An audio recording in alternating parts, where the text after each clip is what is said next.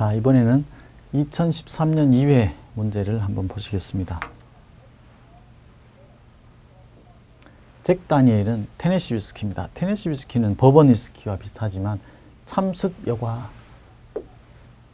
과정이라는 특이한 여과 방법을 사용하고 있습니다. 그리고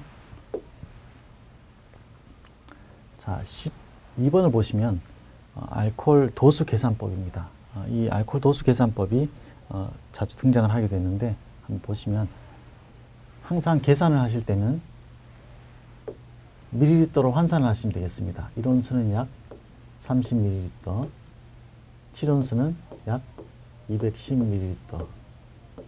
그래서 밑에 변에는 용량을 다 더하시면 됩니다. 그리고 위에 변에는 용량에다가 도수를 곱해서 다 더해 주시면 됩니다.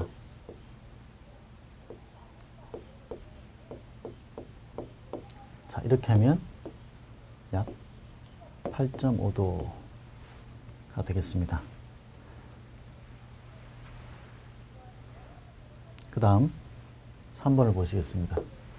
키니네. 자, 키니네라는 키워드가 나왔습니다. 그럼 볼 거 없이 토닉 워터가 답이 되겠죠. 그래서 여러분들이 공부를 하실 때 이렇게 키워드를 특히 중심으로 해서 공부를 해주시면 나중에 문제 푸실 때 훨씬 편합니다.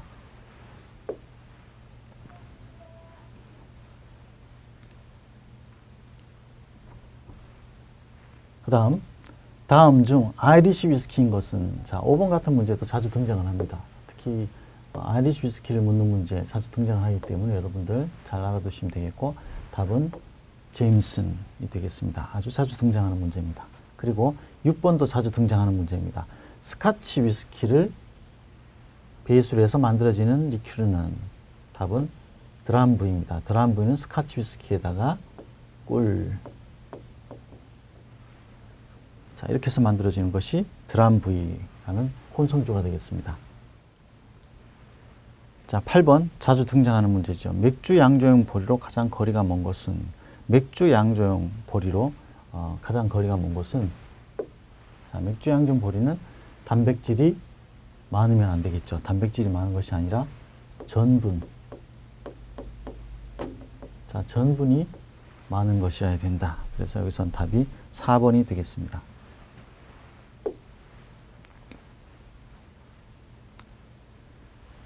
자, 술과 체이서 역할. 체이서라는 것은 일반적으로 우리가 술을 마실 때 같이 마시는 비알코올성 음료를 얘기합니다.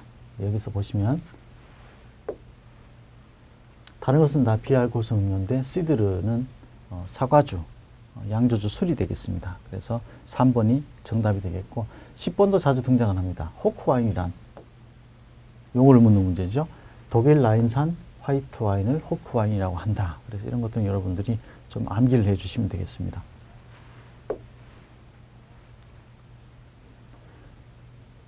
어, 11번도 자주 등장을 하는데요. 버번 위스키는 콘을 몇 퍼센트 사용을 하는가? 51% 이상 사용을 하고 있습니다. 옥수수를 51% 이상 사용해서 만들었을 때 우리가 버번 위스키라고 합니다. 그 다음 진저엘에 대한 설명으로 틀린 것은, 자, 쭉 읽어보시면 다른 건 다 맞습니다.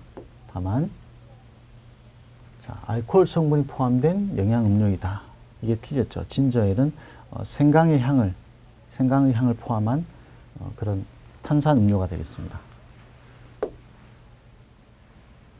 13번 스카치 위스키의 유명 상표와 거리가 먼 곳은, 보시면 다른 것은 다 스카치 위스키인데 4번에 있는 크라운 로얄은 스카치 위스키가 아니라 캐나디안 위스키, 캐나다 위스키가 되겠습니다. 그래서 여러분들이 스카치 위스키는 양이 많기 때문에 스카치 위스키를 제외한 다른 위스키의 대표적인 브랜드, 아이리시 위스키, 아메리칸 위스키, 캐나디안 위스키의 대표적인 브랜드를 좀 알고 계시면 문제를 다 푸실 수가 있습니다.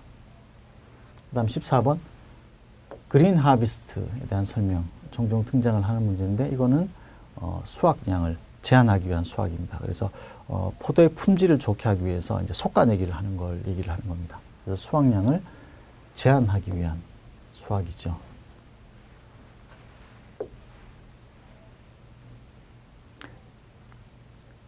15번 데킬라에 대한 설명으로 틀린 것은, 자, 이런 문제는 항상 우리가 예상을 할 수가 있겠죠.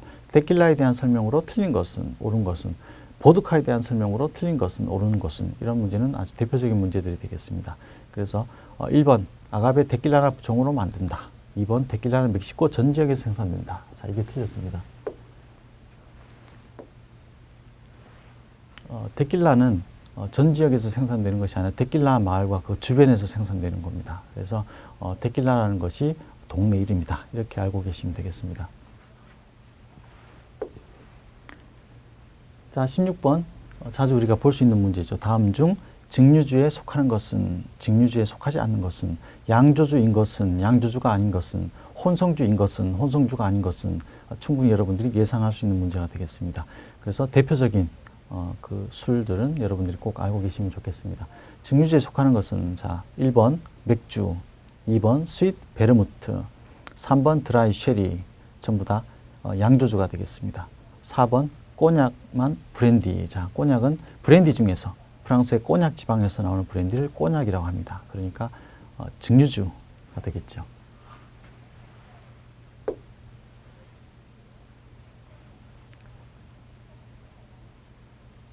몰트 위스키 제조 순서 여러분들이 한번 보셔야 되겠고, 그 다음 시대별 전통주의 연결로 틀린 것은, 자, 여기서 한산 소곡주, 백제시대, 두견주, 고려시대, 칠선주, 신라시대가 아니라 조선시대입니다.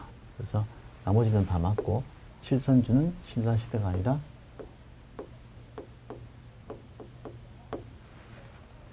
조선시대의 술이 되겠습니다. 그리고 19번 다음 중 싱글 몰트 위스키로 옳은 것은, 자, 이제 싱글 몰트 위스키가 유행을 하면서 싱글 몰트 위스키 문제들이 몇 문제 들어와 있습니다. 그래서 대표적인 싱글 몰트 위스키 그러면 맥켈락, 글렌피딕과 같은 그런 위스키가 있겠습니다. 그래서 이 중에서는 글렌피딕이 싱글 몰트 위스키입니다. 위스키 중에서 보리로만 만드는, 보리 메가로만 만드는 위스키를 몰트 위스키라고 합니다. 그리고 그 몰트 위스키 중에서 하나의 증류소에 있는 원액만 섞어서 만든 위스키를 싱글 몰트 위스키라고 합니다. 그 다음 20번 음료에 함유된 성분이 잘못 연결된 것은, 자, 토닉워터 키닌에 맞죠. 그 다음에 2번 깔루아 초콜릿이 틀렸습니다. 깔루아는 초콜릿이 아니라 커피 리큐르죠. 깔루아는 커피 리큐어입니다. 나머지는 다 맞습니다. 자, 21번 보시면 풀케를 증류해서 만든 술은, 풀케는 양조주죠. 풀케라는 양조주를 증류해서 만든 술이 바로 데킬라가 되겠습니다. 그래서 데킬라 그러면 풀케, 그 다음에 원료인 용설란 또는 아가베, 그 다음에 멕시코, 이런 키워드들을 잘 알고 계시면 되겠습니다. 그 다음, 자, 22번 보시겠습니다. 다음에서 설명되는 약용주는, 우리 전통주 문제는 이런 문제들이 자주 출제가 됩니다. 설명을 해놓고 어떤 전통주인지를 찾는 문제가 되겠습니다. 이것도 마찬가지로 여러분들이 키워드 중심으로 좀 공부를 해두시면 찾기가 편합니다. 그래서 복지겸, 그러면 볼 것 없이 두견주가 나오게 됐습니다. 그래서 이 두견화라는 것이 이 진달래꽃, 진달래꽃을 두견화라고 합니다. 그래서 두견주가 되겠습니다. 그 다음 23번 다음 중 청량음료에 속하는 것은, 자, 우리가 비알코올성 음료는 청량음료, 영양음료, 기호음료로 분류가 됐죠. 그 중에서 청량음료에 속하는 것은, 자, 보시면 1번 탄산수 청량음료죠. 2번 생맥주는 알코올성 음료 중에서 양조주입니다. 그리고 톰 콜린즈와 진 피즈는 칵테일이 되겠습니다. 자, 그 다음 24번 음료류와 주류에 대한 설명. 자, 이렇게 이제 전체적인 문제들이 가끔 출제가 되는데요. 1번을 보시면 나머지는 다 맞고, 맥주에서는 메탄올이 전혀 검출되어서는 안 된다. 메탄올은 극소량 포함이 됩니다. 그래서 법적으로는 약 0.1% 이하로 함유되어 있어야 주류로 허가가 나게 되는데, 아주 극소량, 그러니까 사람의 몸에 영향을 미치지 않는 극소량은 포함이 되게 됩니다. 그래서 여기서는 이렇게 전혀라는 단어가 틀렸습니다. 레드와인 품종이 아닌 것은, 자, 이런 문제도 지금 자주 등장을 하고 있죠. 레드와인 품종이 아닌 것은, 화이트와인 품종인 것은. 그래서 여러분들이 포도 품종은 조금 알아두시면 좋겠습니다. 말백, 까베네 소비뇽, 까베네 프랑은 레드와인용 품종입니다. 그런데 3번에 있는 리슬링은 독일의 주품종이죠. 리슬링은 화이트 품종이 되겠습니다. 그 다음 지인의 설명으로 틀린 것은, 원산지는 네덜란드, 그리고 프란체스코스 실비우스 박사가 만들었고 원료는 과일에다. 자, 이게 틀렸죠. 진은 과일로 만든 술이 아니라 곡물로 만든 술이 되겠습니다. 그래서 나머지는 다 맞으니까 여러분들이 한번 읽어보시면서 진에 대한 공부를 또 해보시면 되겠습니다.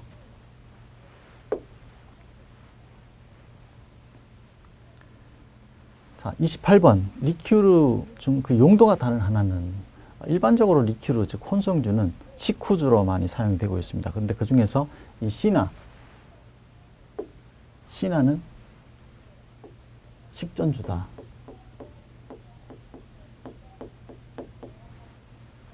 자, 나머지는 전부 식후주로 사용이 됩니다.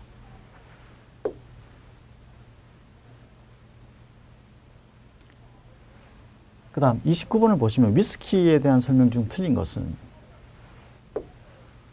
어원 생명인물 맞죠? 등급, 자, 이게 틀렸습니다. BOVSOPXO라는 것은 위스키의 분류가 아니라 브랜디죠. 그래서 2번은 브랜디에 해당되는 말이 되겠습니다. 그리고 나머지는 전부 맞습니다.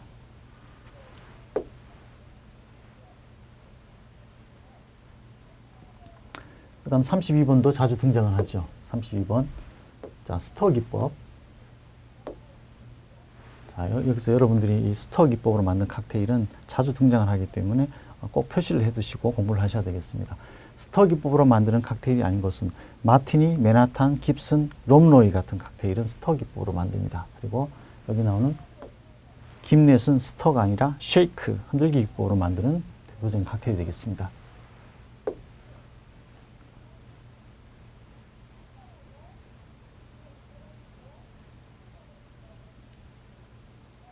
자, 35번 위생적인 주류 취급 방법을 한번 보시면 나머지는 다 맞는데, 자, 백포도주의 적정 냉각 온도는 실온이다가 틀렸습니다. 이 항상 실온이 등장을 하면 백포도주가 아니라 적포도주가 되겠습니다.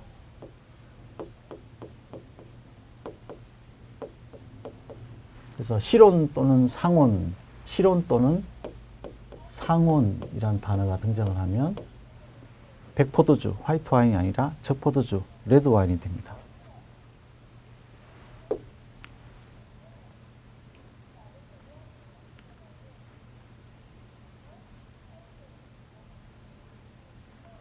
그 다음 38번 마찬가지로 가니쉬 문제가 되겠습니다. 어니언 장식을 하는 칵테일은 깁슨이 되겠죠. 자, 그래서 여러분들이 가니쉬 문제도 항상 이렇게 두세 문제가 출제가 되기 때문에 앞에 나와 있는 본문에 칵테일 가니쉬, 기본적인 가니쉬들을 좀 알고 계시면 되겠습니다. 43번. 자, 마찬가지로 자주 등장하는 문제죠. 표준 용량 계량기는, 자, 지거에 대한 설명이죠. 그래서 칵테일의 기물 중에서 우리가 계량할 때 사용하는 지거에 대한 그런 문제가 되겠습니다. 그 다음 44번. 자, 에피타이저입니다. 식전주를 뜻하는 거죠. 그래서 여기서 식전주는 어떤 술이 있는가? 대표적인 식전주입니다. 스페인의 주정 강화 와인인 드라이 쉐리가 대표적인 식전주가 되겠습니다. 자, 46번. 주장의 직무에 대한 문제입니다. 캡틴에 대한 설명으로 틀린 것은, 2번, 3번, 4번은 캡틴에 대한 설명이 맞는데 1번 영업을 지휘 통제하는 것은 캡틴의 역할이 아니라 매니저, 지배인의 역할입니다. 그래서 1번이 정답이 되겠습니다. 그럼 47번 자주 등장하는 문제죠. 원가의 3요소. 원가의 3요소는 재료비, 그리고 인건비, 주장 경비를 말한다. 그래서 1번이 정답이 되겠습니다. 재료비, 인건비, 주장 경비. 그래서 바에서 주로 많이 쓰이는 그런 비용이 되겠습니다.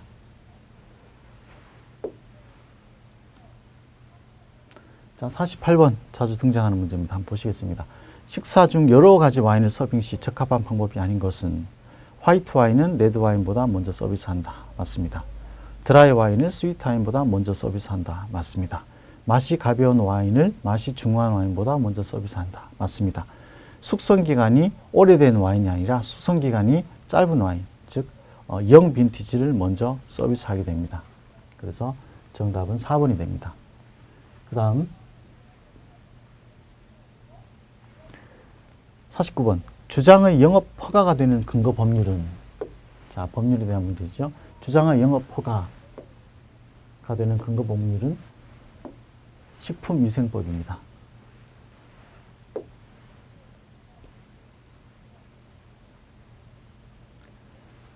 그리고 50번 글라스 세척을 할 때 순서가 어떻게 되는가.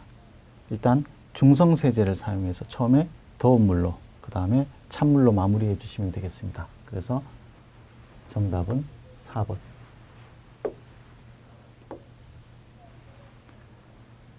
자, 그리고 영어 문제는 개인적으로 풀어보시면 되시겠습니다.